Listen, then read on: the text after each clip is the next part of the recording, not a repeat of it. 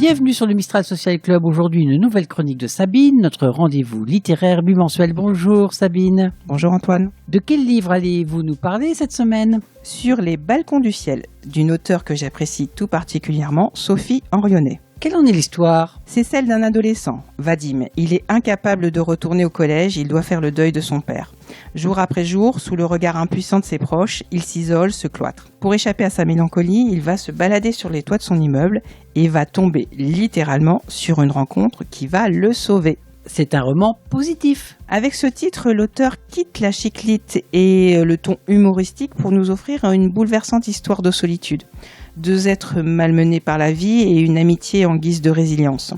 Une pépite de poésie et d'espoir, un roman moderne, triste et lumineux. Sur les balcons du ciel de Sophie Henrionnet est paru aux éditions du Rocher.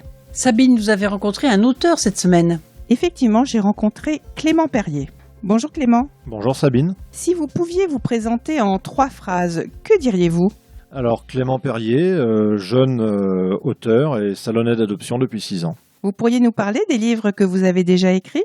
Alors 5e degré, 90 mg contre la morosité ambiante et autres sinistroses, découpé en une dizaine de chroniques. Ensuite, il y a les petits conseils pratiques avant la toute prochaine fin du monde, illustrés par Chaput, partant du principe que la fin d'un monde est proche et l'occasion de rire un petit peu de tout, de prendre ça avec légèreté que l'actualité.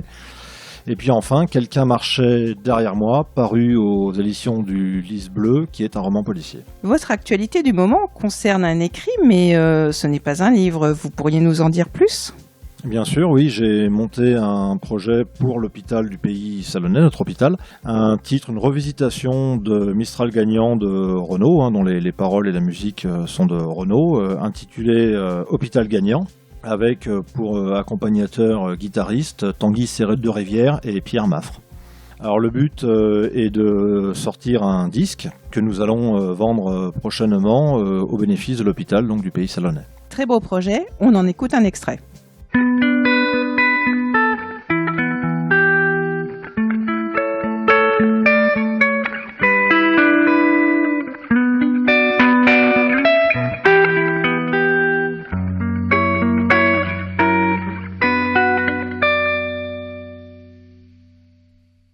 À donner de mon sang 5 minutes pour toi, redonner de la vie tant qu'il y en a.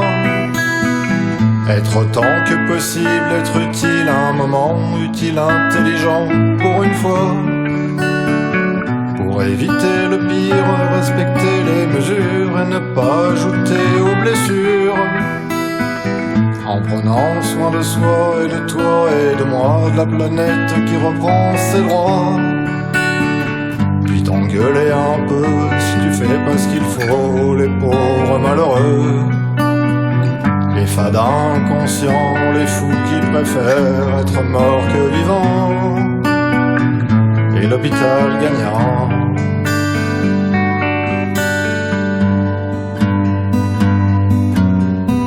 À chanter sous la pluie 5 minutes avec toi, oublier un moment que ça va pas.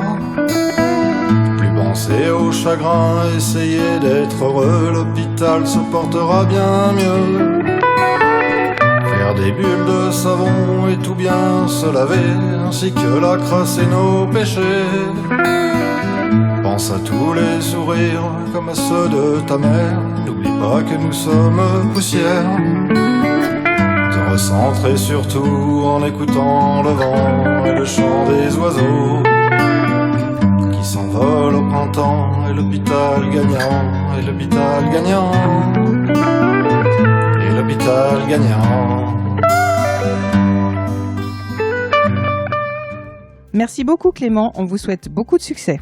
Sabine, quelle initiative littéraire a retenu votre attention cette semaine ? Toujours dans les bonnes actions, Virginie Grimaldi revient en livre de poche dès le 28 octobre avec « Chère mamie au pays du confinement ». Tous les droits seront reversés à la Fondation des Hôpitaux de France. Le recueil contient des petits textes adressés à sa grand-mère lors du confinement.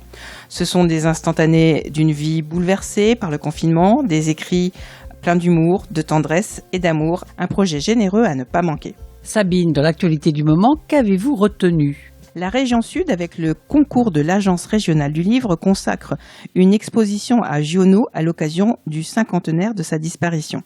Jusqu'en janvier, partez à la découverte de la Caravane Giono. Imaginée et conçue par les rencontres du 9e art et en collaboration avec les éditions Gallimard, cette caravane est entièrement transformée et habillée aux couleurs de la bande dessinée et devient un espace d'exposition ludique. La tournée s'arrêtera prochainement à Traits, mais aussi à Rognac, Sanary, Carpentras, Marseille et Cavaillon. Jouez donc les curieux avec la Caravane Giono. Les pépites de la librairie Clémence de la librairie Le Grenier d'Abondance nous confie les points forts et les coups de cœur du moment. Bonjour Clémence, quelle est donc l'actualité de la librairie ? Bonjour Antoine, je vais vous présenter aujourd'hui un livre qui fait partie de la rentrée littéraire. Il s'appelle Histoire de la nuit par l'auteur Laurent Mauvigné aux éditions de Minuit. Voilà, c'est un véritable coup de cœur. Il se démarque vraiment des parutions de cette année. Il ne fait malheureusement pas partie des listes des prix. Il aurait mérité d'en avoir un, mais nous, on le soutient, on l'aime beaucoup. Alors c'est un huis clos. On est dans une ambiance un peu thriller, assez glaçant, assez angoissant. On va se trouver dans un petit hameau du centre de la France. On va rencontrer en première partie 4 personnages. Un couple, Patrice et Marion, ils ont une quarantaine d'années. Ils ont une petite fille, Ida, qui en a un peu plus d'une dizaine. Et leur voisine, Christine, qui va être également un point essentiel du récit. C'est une artiste, elle est voisine très proche de ce couple. Elle est presque nounou de la petite fille, enfin, ils se connaissent beaucoup. Ce roman va en fait se dérouler sur une journée, d'un matin au soir. Il va y avoir en fait les préparatifs d'un jour de fête. Ce jour-là, Marion fête son anniversaire. Évidemment, comme chaque année, elle n'aime pas ce jour-là. Mais Patrice, cette année, a décidé, pour lui faire plaisir, de lui faire une fête surprise. Donc d'inviter ses amis, et du moins sa famille proche, quoi.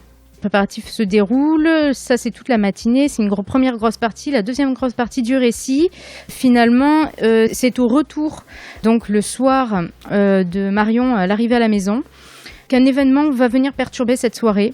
En fin de compte, 3 invités, 3 hommes sont présents au hameau ce soir-là, dans leur maison. Qu'est-ce qu'ils veulent? Pourquoi ils sont là? Qui sont-ils? Et la deuxième partie du récit démarre là. Ils vont finalement vivre une sorte de kidnapping. On va être dans une ambiance très tendue, assez oppressante. On est vraiment sur un roman noir. Et Mauvigné, finalement, il réussit un véritable tour de force. Une vraie prouesse stylistique. Des phrases éblouissantes, beaucoup de poésie, et le temps s'arrête. Il nous offre des instants en suspens, l'abandon, le silence. La nature est vraiment omniprésente dans le récit. Ce petit hameau perdu, finalement, est presque un personnage à part entière du récit. Et il y a une vraie maîtrise des descriptions, des longues phrases, mais finalement qui portent tout leur sens. Parce que tenir un objet, c'est pas juste le tenir pour Laurent Mauvigné, c'est le saisir, c'est le serrer, c'est tout ça. Et nous, en tant que finalement le récit étant de la narration omnisciente, on est nous aussi finalement chacun de ces personnages. Ils sont tous très attachants les uns les autres, avec leur travers. Ils ont une part de mystère qu'on découvre au fil du récit. Et moi, un personnage sort pour moi de tout ça, c'est la petite fille. Elle est surprenante et à sa hauteur d'enfant, à son regard, elle observe la scène. C'est une seconde lecture du récit à travers son regard. Pour moi, l'auteur vraiment nous offre un des plus beaux moments de lecture qu'il a pu déjà écrire auparavant. C'est vraiment un artiste et celui-ci, il marque cette rentrée littéraire et je le défendrai, quoi.